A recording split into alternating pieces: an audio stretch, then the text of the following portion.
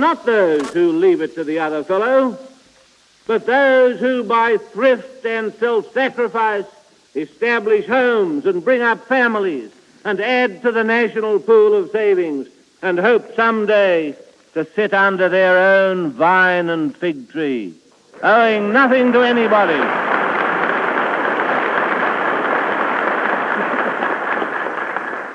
Many thousands of such people are today chafing at some of the injustices of the means test, not because they wanted to draw a free pension, but because their own savings have lost so much of their value that some aid from government has become unavoidable. The security such people need is security for the value of their savings. This is a security the socialists can't give them. Governments made up of people who get a special satisfaction out of spending other people's money always inflate the currency and so destroy savings.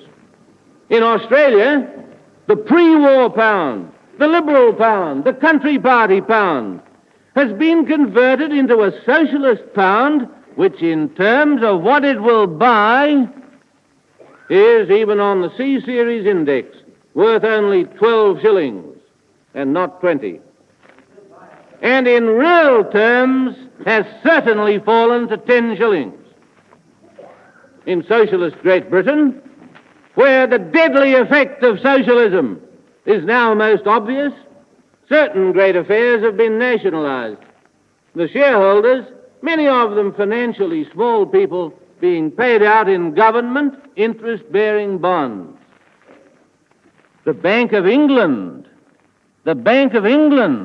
was nationalized a little over 3 years ago, yet the £100 shareholders' bond has fallen in market value to just over £80.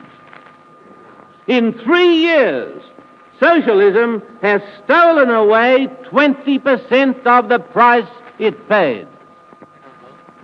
The railways were nationalized. There, the £100 bond has in 18 months fallen to £88. 12% of its value gone in a year and a half. The socialist government in Great Britain in January 1947 got from its thrifty citizens $482 million on a 2.5% loan. Today, so shortly afterwards, £100 of that loan brings only £66 in the market. 1/3 of the savings invested have gone into air, into thin air, while what remains will buy less than it could have 2 years ago. Chiefly for security, Attlee for security. What a mockery these slogans become.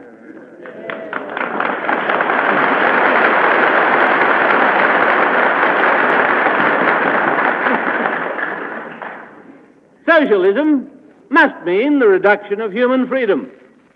You can't have a controlled economy without controlling human beings who are still the greatest of all economic factors. You can't socialize the means of production without socializing men and women. There may be some people who think that the only freedom that counts is to have a roof to sleep under, clothes to wear, food to eat. These are very necessary. Governments must be pledged to do all in their power to assist people to secure them. But they are not freedoms at all. Each can be obtained in a state of utter slavery. The real freedoms are to worship, to think, to speak, to choose, to be ambitious, to be independent, to be industrious, to acquire skill, to seek reward. These are the real freedoms, for these are of the essence of the nature of man. Socialism will have none of them, for unless people do what they're told, work where they're told to work, learn what they're drafted to learn, in a sentence, fit obediently into their appointed place, the socialist planned state falls to pieces like the false and shoddy thing it is.